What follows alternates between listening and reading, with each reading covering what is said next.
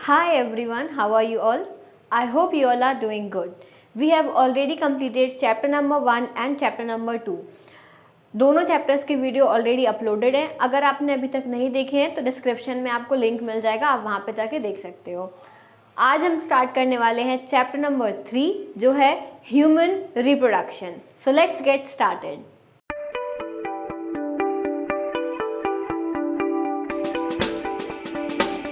सबसे पहला टॉपिक जो आज की क्लास में हम पढ़ेंगे वो है मेल रिप्रोडक्टिव सिस्टम.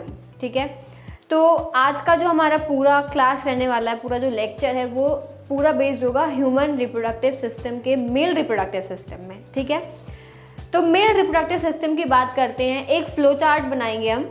सबसे पहले देखो, हम इसको 3 पार्ट में डिवाइड करेंगे. पहला क्या है, मेल रिप्रोडक्टिव सिस्टम में जब हमने इसे 3 पार्ट में डिवाइड करा तो पहला आता है आपका पेयर्ड टेस्टिस. इन्हें में एक्सेसरी डक्ट्स भी होते हैं, इन्हें हम एक्सेसरी डक्ट भी बोलते हैं. ठीक है, पेयर्ड टेस्टिस, इन्हें क्या बोलेंगे, एक्सेसरी डक्ट भी बोलेंगे. नेक्स्ट जो आता है वो आता है एक्सेसरी ग्लैंड्स. ठीक है, और जो थर्ड डिवीजन आता है वो आपका क्या आता है, एक्सटर्नल जेनिटेलिया. ठीक है, अब देखो सबसे पहले आ जाओ एक्सेसरी डक्ट्स पे. जब हम डक्ट्स का डिवीजन बनाते हैं ना तो उसमें आपको 4 चीज़ें याद रखनी है. कौन कौन सी 4 चीज़ें, रेटाटेस्टिस, वास efferentia, epididymis and vas deference. ठीक है, क्या क्या 4 चीज़ें थी, फिर से देखो, रेटाटेस्टिस, वास efferentia, epididymis and vas deferens. इतनी चीज़ें आपको एक्सेसरी डक्ट में याद रखनी है. फिर एक्सेसरी ग्लैंड्स की बात करते हैं तो ग्लैंड्स में कौन कौन सी ग्लैंड्स आ जाती हैं. पहली आती है प्रोस्टेट ग्लैंड, ये एक ही प्रेजेंट होती है इसलिए हमने ब्रैकेट में 1 लिखा हुआ है.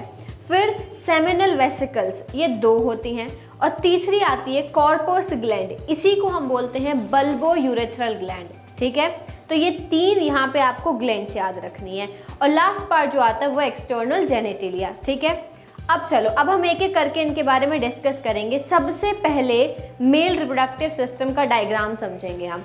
तो ये आपके सामने मेल रिप्रोडक्टिव सिस्टम का डायग्राम है. अब इस डायग्राम में आपको सबसे पहले क्या याद रखना है, यूरेटर. ठीक है, यूरेटर से कनेक्टेड क्या है, यूरिनरी ब्लैडर. ठीक है, अब यूरिनरी ब्लैडर से देखो यहाँ साइड में क्या जा रहा है, यहाँ पे जा रहा है आपका वास डेफरेंस. ठीक है, ये है क्या, वास डेफरेंस. और अब यूरिनरी ब्लैडर से नीचे क्या कनेक्टेड है, प्रोस्टेट ग्लैंड. ठीक है, प्रोस्टेट ग्लैंड यहाँ पे कनेक्टेड है. और वहाँ पे जो यूरिनरी ब्लैडर है वहीं पे देखो सेमिनल वेसिकल्स भी आपको दिख रहे होंगे.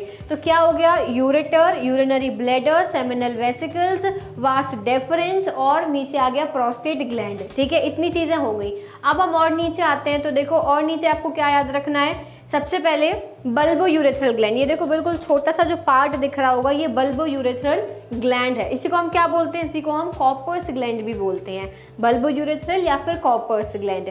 अब देखो जो यहाँ पे वास डेफरेंस आ रहा था, ठीक है, वास डेफरेंस जो आ रहा था वो नीचे जाके कहीं कनेक्टेड है, उन्हें हम क्या बोलते हैं, उन्हें हम टेस्टिकल्स बोलते हैं. ठीक है, जो आपका वास डेफरेंस है वो नीचे आके कनेक्ट हो रहा है टेस्टिकल्स से.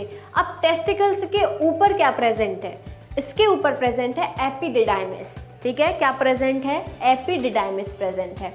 अब सेंटर में आ जाओ, यूरेथ्रा. ठीक है, यूरेथ्रा याद रखना है. और लास्ट में प्रेजेंट है ग्लैंड्स पेनिस. इतनी चीज़ें आपको यहाँ पे याद रखनी है. इसके अलावा और चीज़ें जो हैं वो इम्पोर्टेंट नहीं है, यही चीज़ें आपको सबसे ज़्यादा इंपॉर्टेंट है और यही आपको याद रखनी है. तो ये डायग्राम अपनी कॉपीज में बना लो और प्रॉपर इसकी लेबलिंग कर लो. सबसे पहले हम डिस्कस करेंगे, लास्ट पार्ट होता है, बिल्कुल एंड पार्ट है, पीनिस. हम उससे डिस्कस करेंगे. Penis is basically used for urination. It is made up of corpus cavernosum. It is basically a spongy tissue that fills with blood to make penis. ठीक है, इसमें क्या प्रेजेंट होता है, ध्यान से सुनना, यूरिनेशन के लिए यूज होता है. कॉर्पस कवर्नोसम यहाँ पे प्रेजेंट है. अब ये कॉर्पस कवर्नोसम क्या है, it is a spongy tissue that fills with blood to make penis erect. ठीक है, पेनिस का पहला यूज हो गया यूरिनेशन. सेकेंड यूज होता है सेक्सुअल इंटरकोर्स में. अब इसी में एक और पार्ट होता है ग्लैंड्स, जो अभी हमने देखा था, ग्लैंड्स पेनिस हमने लेबल करा था. तो एक ग्लैंड्स है, this is the head and the end of the penis. फिर इसके बाद में एक फोर स्किन होती है जो ग्लैंड्स को कवर करती है, बहुत ही थिन स्किन होती है, वो ग्लैंड्स को कवर करके रखती है. तो ये हो गई पहली चीज़. अब हम दूसरी चीज़ की बात करेंगे which is scrotum. What is scrotum, scrotum is located behind the penis, कि स्क्रोटम अब क्या है, it is present behind the penis and it contain 2 testis, ठीक है, 2 टेस्टिस इनमें प्रेजेंट होते हैं। अब ये स्क्रोटम ऐसे समझो कि ये एक पाउच टाइप का है, ठीक है, इस पाउच के अंदर टेस्टिस प्रेजेंट होते हैं। ये टेम्परेचर सेंसिटिव होता है। क्यों होता है टेम्परेचर सेंसिटिव और ये बॉडी के बाहर क्यों प्रेजेंट होता है? क्योंकि बॉडी के टेम्परेचर से थोड़ा सा कम टेम्परेचर चाहिए होता है स्पर्म फॉर्मेशन के लिए, इसीलिए बॉडी के बाहर प्रेजेंट होते हैं। Basically sperm must be made in cooler conditions, that is 2 to 3 degree Celsius which is lower than the body temperature. इसीलिए स्क्रोटम सैक के अंदर टेस्टिकल्स प्रेजेंट होते हैं, उन टेस्टिकल्स के अंदर स्पर्म का फॉर्मेशन होता है and that is the reason why these scrotum और the testis are present outside the body, ठीक है। अब हम टेस्टिस की बात करेंगे। कहाँ प्रेजेंट है टेस्टिस? अभी मैंने बताया था कि स्क्रोटम सैक के अंदर प्रेजेंट होते हैं। In most of the mammals testis are extra abdominal. अभी मैंने आपको ये चीज़ समझाई थी कि ये एक्स्ट्रा एब्डोमिनल है, मतलब एब्डोमिन के बाहर प्रेजेंट है। क्यों प्रेजेंट है? सेम चीज़ कि स्पर्म प्रोडक्शन के लिए बॉडी टेम्परेचर से 2 से 3 डिग्री कम टेम्परेचर चाहिए होता है, इसीलिए ये बॉडी के बाहर प्रेजेंट होते हैं। सिंपल, ठीक है। Now scrotum provides a favourable environment for healthy sperm production. Scrotum हमने देखा था इसके पहले, स्क्रोटम क्यों प्रेजेंट है, उसके अंदर टेस्टिस प्रेजेंट है जिससे कि वो एक हेल्दी एनवायरनमेंट, एक फेवरेबल एनवायरनमेंट बना सके जिससे कि एक हेल्दी स्पर्म का प्रोडक्शन हो सके। इसके बाद में testis of male body are formed during 7th to 8th week of pregnancy and are intra abdominal. अब ये क्या था, बहुत ध्यान से सुनना, ये बहुत इंपॉर्टेंट पॉइंट है कि जो टेस्टिस होते हैं वो मेल बेबी में कब फॉर्म हो जाते हैं? जब 7th to 8th वीक चल रहा होता है प्रेगनेंसी का, मतलब जब बेबी मदर्स वॉम्ब में प्रेजेंट होता है उसी टाइम में 7th to 8th वीक के स्टेज में मेल बेबी के अंदर फॉर्म हो जाता है टेस्टिस, ठीक है। लेकिन उस टाइम पे वो कहाँ प्रेजेंट है? वो एब्डोमेन के अंदर प्रेजेंट है। वो मूव बाद में करेगा, ठीक है। कब मूव करेगा स्क्रोटम में? Testis migrate to scrotum during the 7th to 8th month of pregnancy.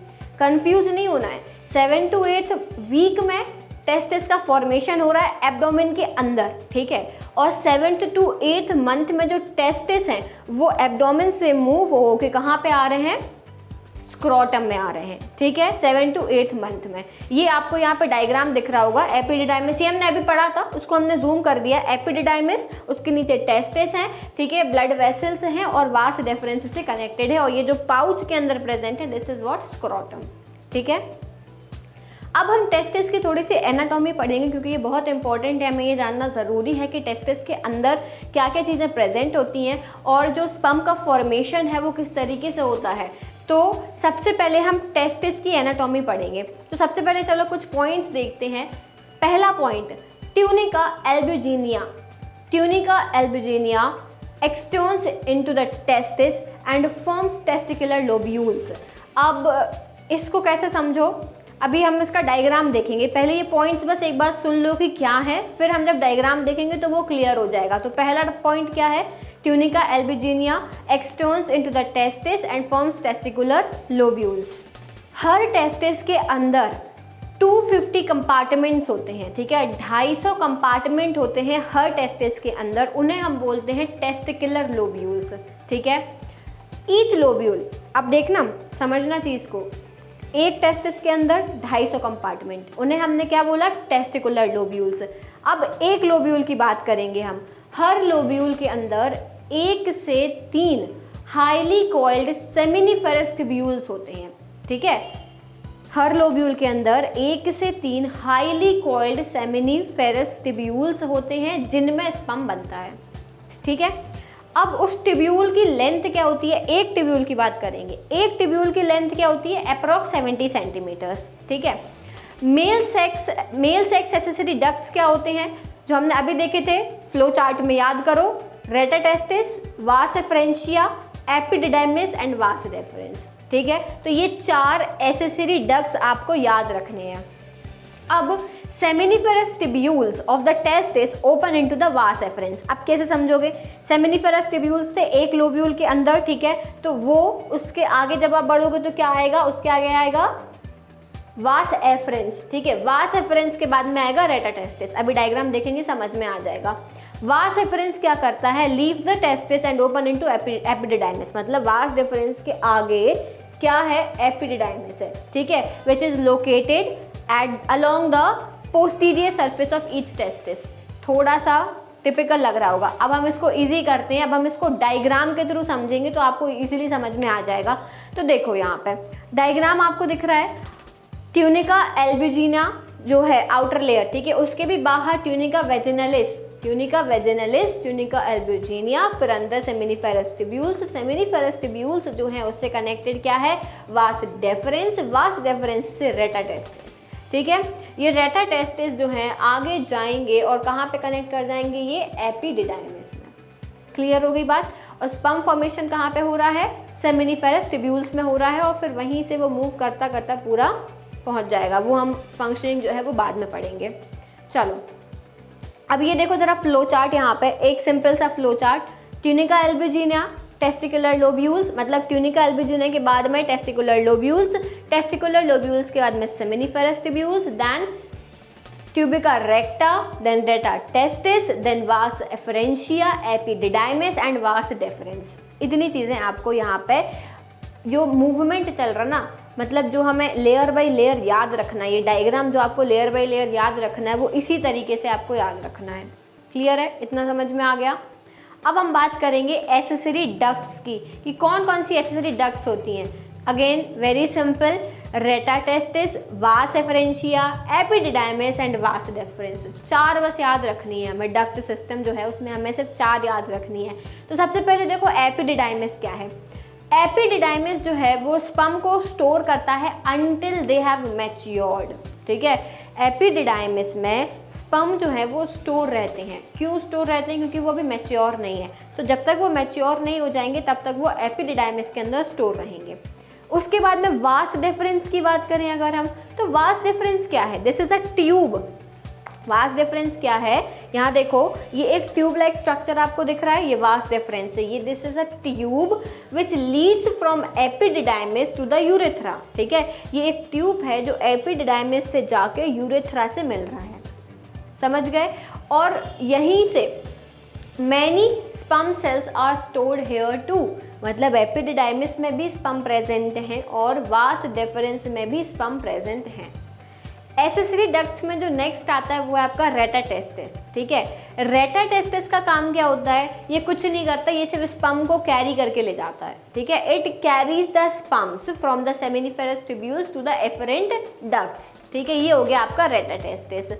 और फिर जो आता है इसके बाद में रेटा टेस्टिस के बाद में, ये हमने देख लिया वास एफरेंशिया, ये भी बेसिकली क्या कर रहा है, कुछ नहीं कर रहा है, ये भी यहाँ से स्पर्म पास होके जाते हैं और कोई काम नहीं है इसका। फिर एपिडिडाइमिस हमने पढ़ लिया और वास डेफरेंस हमने पढ़ लिया। तो ये चारों आपके एसेसरी डक्ट्स यहाँ पे कंप्लीट हो गए। आपको स्क्रीन पे यहाँ पे चार्ट दिख रहा होगा, तो इस चार्ट को समझेंगे कि ये हो क्या रहा है। स्पर्म का conduction, basically conduction of sperm through accessory ducts हम ये समझने वाले हैं। तो सेमिनिफेरस ट्यूब्यूल था, ठीक है, सेमिनिफेरस ट्यूब्यूल्स से वहाँ पे स्पर्म बन गया, कहाँ गया फिर स्पर्म, रेटा टेस्टिस में।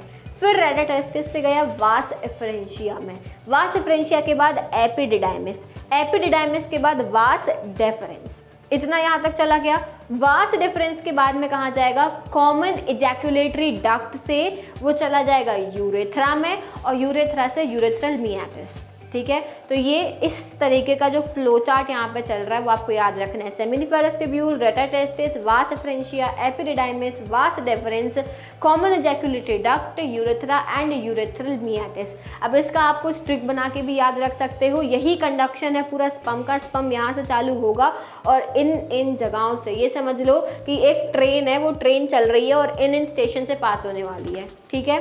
तो ये एक फ्लो चार्ट आपको याद रखना है यहाँ पे कंडक्शन ऑफ स्पर्म का। अब आते हैं ग्लैंड्स पे। ग्लैंड्स की बात कर लेते हैं। तो ग्लैंड्स में क्या क्या आ जाता है, ग्लैंड्स में आता है आप seminal vesicles, prostate glands and pair of corpus gland. Corpus glands को ही हम बल्बो यूरेथ्रल ग्लैंड बोलते हैं, ठीक है। तो प्रोस्टेट ग्लैंड का काम क्या है, सबसे पहले देखो, it provides N alkaline fluid that can protect sperm from harsh vaginal acid. इसका क्या मतलब हुआ, सिंपल सी बात है कि प्रोस्टेट ग्लैंड जो है वो स्पर्म को एक इस तरीके का एल्कलाइन फ्लूइड दे रही है कि जब स्पर्म फीमेल वजाइना में एंटर करे तो उस टाइम पर जो वजाइना है वो एसिड्स प्रोड्यूस करता है, तो उन एसिड्स की वजह से वो स्पर्म डिस्ट्रॉय ना हो जाए, इसीलिए वो उसको एक एल्कलाइन फ्लूइड देता है जिससे कि वो प्रोटेक्ट रहे और वजाइनल एसिड से बचा रहे। क्लियर हो गई बात। अब आते हैं सेमिनल वेसिकल्स में। सेमिनल वेसिकल्स क्या करते हैं? They provide food to sperm, ठीक है, न्यूट्रिएंट्स देना, फूड देना। अब इनका फूड क्या है? इनका फूड है फ्रक्टोज, ठीक है, तो ये स्पर्म को फ्रक्टोज प्रोवाइड करते हैं। नेक्स्ट आता है कॉपर्स ग्लैंड। कॉपर्स ग्लैंड क्या करता है? This gland produces a clear lubricating fluid, ठीक है, तो कॉपर्स ग्लैंड एक लुब्रिकेटिंग फ्लूइड प्रोवाइड करता है। बस यही काम था ग्लैंड्स का।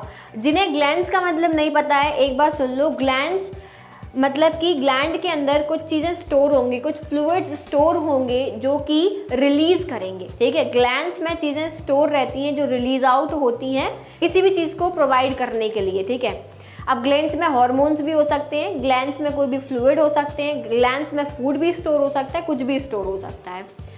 अब देखो यहाँ पे हमने सारे पार्ट्स पढ़ लिए कि ह्यूमन मेल रिप्रोडक्टिव सिस्टम में क्या क्या चीज़ें थी, क्या क्या आपको याद रखना है, डायग्राम कैसा होता है, डक्ट क्या थी, ग्लैंड्स क्या थी, ये सारी चीज़ें आपको याद रखनी, इतने ही पॉइंट्स हैं। नेक्स्ट इंपॉर्टेंट चीज़ जो आती है disorders of male reproductive system, कि किस किस तरीके के डिसऑर्डर्स मेल रिप्रोडक्टिव सिस्टम में देखे जाते हैं। तो सबसे पहला डिसऑर्डर देखेंगे, पहला है क्रिप्टोर्किडिज्म, ठीक है। क्रिप्टोर्किडिज्म में क्या होता है? Testis are unable to descend in the scrotal sac. मतलब क्या हुआ इसका कि हमने स्टार्टिंग में क्या पढ़ा था कि 7th to 8th वीक में टेस्टिस का फॉर्मेशन हो जाता है मेल बेबी में, और 7th to 8th मंथ में वो जो टेस्टिस है वो स्क्रोटम सैक में मूव कर जाते हैं। बट क्रिप्टोर्किडिज्म की कंडीशन में ये जो टेस्टिस थे जो मूव होने चाहिए थे 7th to 8th मंथ में, ये मूव नहीं हो पाते हैं स्क्रोटल सैक में। This is the disease, this is a disorder which is called cryptorchidism, ठीक है। ये डायग्राम आपको यहाँ पे दिख रहा होगा, तो ये डिसेंड नहीं हो पाते हैं। अब एक और डिसऑर्डर आता है which is known as hydrocele. Hydrocele क्या है? यहाँ पे डायग्राम देखो, यहाँ पे आपको दिख रहा होगा कि कुछ लिक्विड, ठीक है, कुछ फ्लूइड जो है वो यहाँ पे फिल्ड हो गया है। वो फ्लूइड क्या है? It is hydrocele. मतलब टेस्टिस के बाहर एक फ्लूइड फिल हो जाता है with in the testis near the testicles which is a painless enlargement. Painless है, इसमें कोई पेन फील नहीं होता है, बस एनलार्जमेंट हो जाता है, ठीक है। तो ये एक और डिसऑर्डर है जिसे हम हाइड्रोसील बोलते हैं। Next disorder is inguinal hernia. Hernia का नाम सबने सुना होगा, ठीक है। इंग्यूनल हर्निया है इसका फुल नेम। ये क्या है? It is a condition in which soft tissues bulge through a weak point at the abdominal muscles, ठीक है। सॉफ्ट टिश्यूज से जो इंटेस्टाइन थी वो उस टिश्यू को रिमूव करके, रप्चर करके वहाँ से बाहर आ गई, ठीक है। This is inguinal hernia. Males में देखा जाता है, ये मेल डिसऑर्डर्स हैं, तो ये मेल्स में ही देखा जाता है कि वीक एब्डोमिनल लेयर थी, उस एब्डोमिनल लेयर को रप्चर करके वहाँ से एक छोटा सा पार्ट जो है वो बाहर आ गया, ठीक है। इसके सिम्टम्स क्या होते हैं? पेन होगा, ठीक है, स्पेशली व्हेन अ पर्सन कफ और बैंड और लिफ्ट एनी हैवी ऑब्जेक्ट, इस टाइम पे उसको पेन फील होगा। ट्रीटमेंट हर समय नेसेसरी नहीं है, अगर ये बहुत माइन्यूट है तो it is not necessary, but अगर ये ग्रो होता जा रहा है और पेनफुल हो रहा है तो सर्जरी से इसको रिपेयर कर सकते हैं। बाकी की जो ऊपर डिसऑर्डर्स पड़े थे वो भी क्यूरेबल हैं, इन्हें भी सर्जरी के थ्रू रिमूव किया जा सकता है, सारे डिसऑर्डर्स को ठीक किया जा सकता है। Hernia is the most common, ठीक है। तो यहाँ पे हमने मेल रिप्रोडक्टिव सिस्टम की सारी चीज़ें पढ़ ली, ये सब आपको याद रखना है, डायग्राम को प्रैक्टिस करना है। और अब हम जो नेक्स्ट लेक्चर होगा उसमें पढ़ेंगे फीमेल रिप्रोडक्टिव सिस्टम को। आई होप आपको आज का लेक्चर समझ में आया होगा। कोई भी डाउट है आप उसको कमेंट सेक्शन में पूछ सकते हो, और लाइक ज़रूर करना है और सब्सक्राइब कर देना, शेयर भी कर देना अपने फ्रेंड्स में। See you soon in the next class, bye bye.